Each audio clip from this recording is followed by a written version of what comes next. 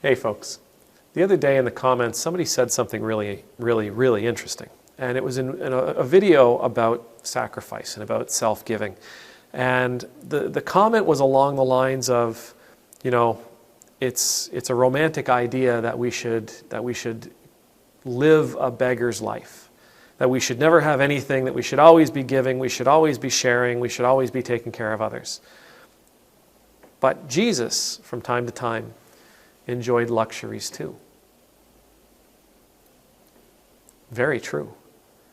And I love the comment because it is one of those things sometimes in Christian parlance, sometimes in the Christian way of thinking, that we're supposed to walk around in sackcloth and ash on our head, that we're not supposed to have anything nice, we're not supposed to experience anything nice, that we're supposed to have absolutely nothing until everybody has something. And I can find myself sometimes being lost in that rabbit hole as well.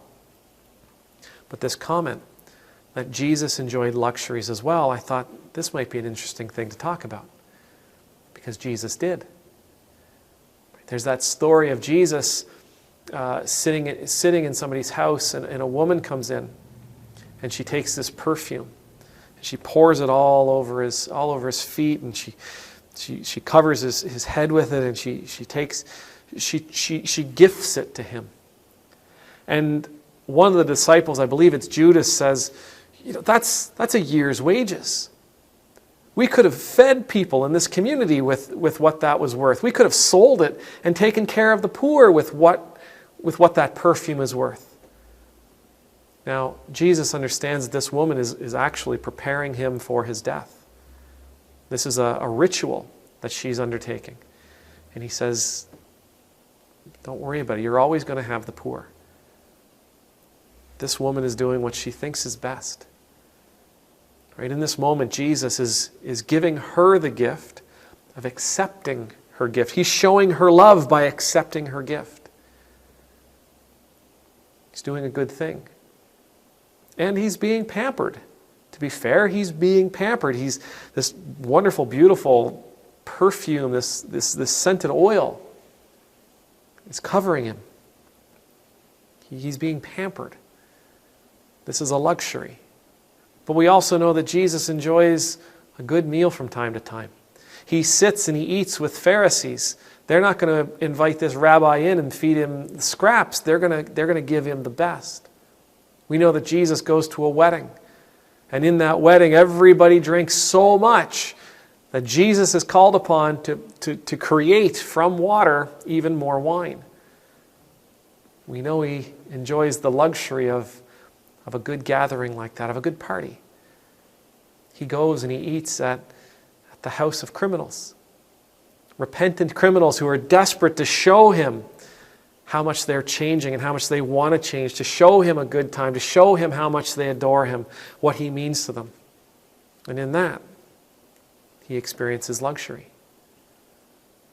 There's nothing wrong with us enjoying our lives, enjoying the nice things in our lives.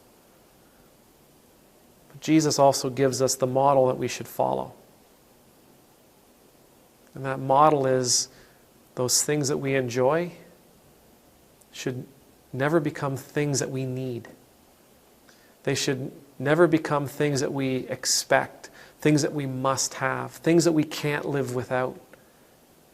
We must never feel entitled to those things.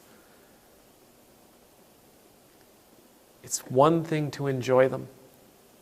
It's one thing to enjoy what life can bring.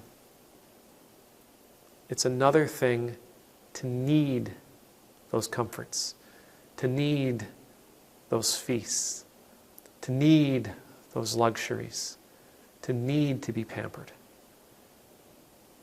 Jesus enjoyed them, but he never needed them. May the Lord bless you. May the Lord keep you. May the Lord's face be made to shine upon you and be gracious to you. May the Lord's countenance be lifted up to you. May you always know the peace of being in the Lord's presence. I pray that you'll enjoy your life. I pray you enjoy all the wonderful things that come your way. And I pray especially that you will never come to think that you need them. Amen.